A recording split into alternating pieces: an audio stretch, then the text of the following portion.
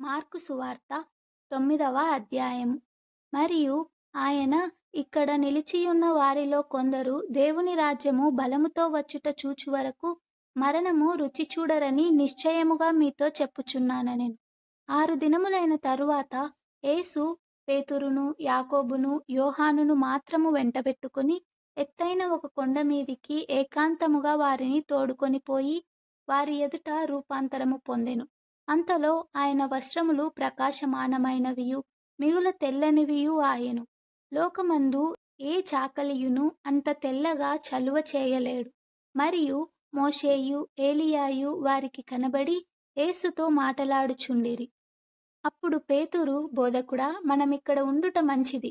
మేము నీకు ఒకటియు, మోషేకు ఒకటియు, ఏలియాకు ఒకటియు 3 పర్ణశాలలు కట్టుదుమని చెప్పెను. వారు మిగుల భయపడిరి గనుక తాను చెప్పవలసినదేమో అతనికి తెలియలేదు.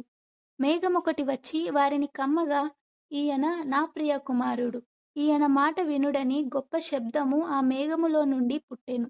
వెంటనే వారు చుట్టూ చూచినప్పుడు తమ యొద్దనున్న యేసు తప్ప మరి ఎవరునూ వారికి కనబడలేదు. వారు ఆ కొండ దిగి వచ్చుచుండగా మనుష్య కుమారుడు మృతులలో నుండి లేచినప్పుడే గాని అంతకు ముందు మీరు చూచిన వాటిని ఎవనితోనూ చెప్పవద్దని ఆయన వారికి ఆజ్ఞాపించెను. మృతులలో నుండి లేచుట అనగా ఏమిటో అని వారొకనితో ఒకడు తర్కించుచు ఆ మాట మనస్సున ఉంచుకొనిరి. వారు ఏలియా ముందుగా రావలెనని శాస్త్రులు చెప్పుచున్నారే, ఇదేమని ఆయననడిగిరి. అందుకాయన, ఏలియా ముందుగా వచ్చి సమస్తమును చక్కపెట్టునను మాట నిజమే. అయినను మనుష్య కుమారుడు అనేక శ్రమలు పడి తృణీకరింపబడవలెనని వ్రాయబడుట ఏమి? ఏలియా వచ్చెననియు అతని గూర్చి వ్రాయబడిన ప్రకారము వారు తమకిష్టము వచ్చినట్టు అతని ఎడల చేసిరనియు మీతో చెప్పుచున్నానని వారితో అనెను. వారు శిష్యుల యొద్దకు వచ్చి వారి చుట్టూ బహుజనులు కూడియుండుటయు శాస్త్రులు వారితో తర్కించుటయు చూచిరి. వెంటనే జనసమూహమంతయు ఆయనను చూచి మిగుల విభ్రాంతి నొంది ఆయన యొద్దకు పరిగెత్తుకొని వచ్చి ఆయనకు వందనము చేసిరి. అప్పుడు ఆయన, మీరు దేని గూర్చి వారితో తర్కించుచున్నారని వారిని అడగగా, జనసమూహముల్లో ఒకడు, బోధకుడా, మూగదయ్యము పట్టిన నా కుమారుని నీ యొద్దకు తీసుకొని వచ్చి తిని. అది ఎక్కడ వానిని పట్టునో అక్కడ వానిని పడద్రోయును. అప్పుడు వాడు నురుగు కార్చుకొని పండ్లు కొరుకుకొని మూర్ఛిల్లును. దానిని వెళ్ళగొట్టుడని నీ శిష్యులను అడిగి తిని, గాని అది వారి చేత కాలేదని ఆయనతో చెప్పెను. అందుకాయన, విశ్వాసము లేని తరము వారలారా, నేను ఎంతకాలము మీతో ఉందును? ఎంతవరకు మిమ్మును సహింతును?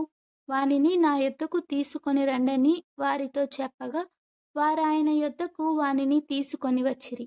దయ్యము ఆయనను చూడగానే వానిని విలవిలలాడించెను గనుక వాడు నేలపడి నురుగు కార్చుకొనుచు పొర్లాడుచూ నుండెను. అప్పుడాయన, ఇది వీనికి సంభవించి ఎంతకాలమైనదని వాని తండ్రిని అడగగా అతడు, బాల్యము నుండియే అది వాని నాశనము చేయవలెనని తరచుగా అగ్నిలోను నీళ్లలోనూ పడద్రోయును. ఏమైనను నీ వలనైతే మా మీద కనికరపడి మాకు సహాయము చేయుమనెను. అందుకు యేసు, నమ్ముట నీ వలనైతే నమ్మువానికి సమస్తమును సాధ్యమేనని అతనితో చెప్పెను. వెంటనే ఆ చిన్నవాని తండ్రి, నమ్ముచున్నాను, నాకు అపనమ్మకం ఉండకుండా సహాయము చేయుమని బిగ్గరగా చెప్పెను.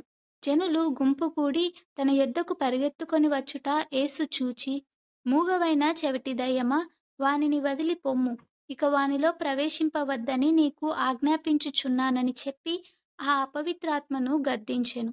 అప్పుడు అది కేక వేసి వానినెంతో విలవిలలాడించి వదిలిపోయెను. అంతటా వాడు చచ్చిన వాని వలె ఉండెను గనుక అనేకులు వాడు చనిపోయిననిరి. అయితే యేసు వాని చెయ్యి పట్టి వాని లేవనెత్తగా వాడు నిలువబడెను. ఆయన ఇంటిలోనికి వెళ్ళిన తరువాత ఆయన శిష్యులు, మేమెందుకు ఆ దయ్యమును వెళ్ళగొట్టలేకపోతిమని ఏకాంతమున ఆయనను అడిగిరి.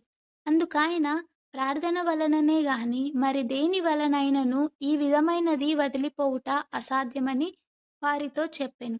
వారక్కడ నుండి బయలుదేరి గలిలయ గుండా వెళ్ళుచుండిరి. అది ఎవనికిని తెలియుట ఆయనకిష్టము లేకపోయెను. ఏలయనగా ఆయన తన శిష్యులకు బోధించుచు మనుష్య కుమారుడు మనుష్యుల చేతికి అప్పగింపబడుచున్నాడు. వారాయనను చంపెదరు. చంపబడిన 3 దినములకు ఆయన లేచునని వారితో చెప్పెను. వారు ఆ మాట గ్రహింపలేదు గాని ఆయననడుగ భయపడిరి. అంతటా వారు కపెర్నహూమునకు వచ్చిరి. వారు ఎవడు గొప్పవాడని మార్గమున ఒకనితో ఒకడు వాదించిరి గనుక ఆయన ఇంట ఉన్నప్పుడు మార్గమున మీరు ఒకనితో ఒకడు దేని గూర్చి వాదించుచుంటిరని వారినడగగా వారు ఊరకుండిరి.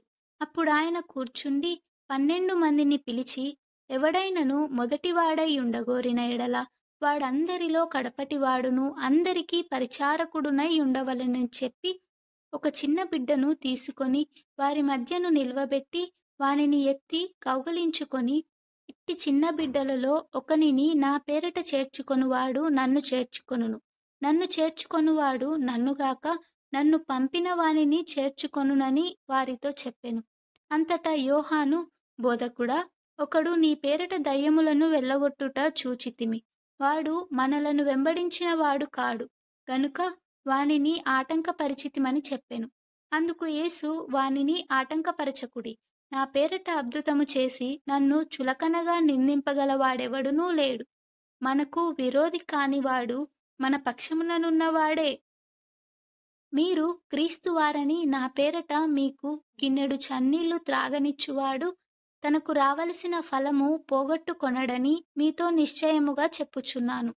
నా యందు విశ్వాసముంచు ఈ చిన్నవారిలోనొకన్ని అభ్యంతరపరచువాడెవడో వాడు మెడకు పెద్ద తిరగటి రాయి కట్టబడి సముద్రములో పడవేయబడుట వానికి మేలు. నీ చెయ్యి నిన్ను అభ్యంతరపరిచిన ఎడల దానిని నరికివేయుము. నీవు 2 చేతులు కలిగి నరకములోని ఆరని అగ్నిలోనికి పోవుట కంటే అంగహీనుడవై జీవములో ప్రవేశించుట మేలు. నీ పాదము నిన్ను అభ్యంతరపరిచిన ఎడల దానిని నరికివేయుము. 2 పాదములు కలిగి నరకములో పడవేయబడుట కంటే కుంటివాడవై నిత్య జీవములో ప్రవేశించుట మేలు. నీ కన్ను నిన్ను అభ్యంతరపరిచిన ఎడల దాన్ని తీసి పారవేయుము. 2 కన్నులు కలిగి నరకములో పడవేయబడుట కంటే ఒంటి కన్ను గలవాడవై దేవుని రాజ్యములో ప్రవేశించుట మేలు. నరకమున వారి పురుగు చావదు, అగ్ని ఆరదు. ప్రతి వానికి ఉప్పు సారము అగ్ని వలన కలుగును. ఉప్పు మంచిదే కాని ఉప్పు నిస్సారమైన ఎడల దేని వలన మీరు దానికి సారము కలుగజేతురు? మీలో మీరు ఉప్పు సారము గలవారై ఉండి ఒకనితోనొకడు సమాధానముగా ఉండుడని చెప్పెను.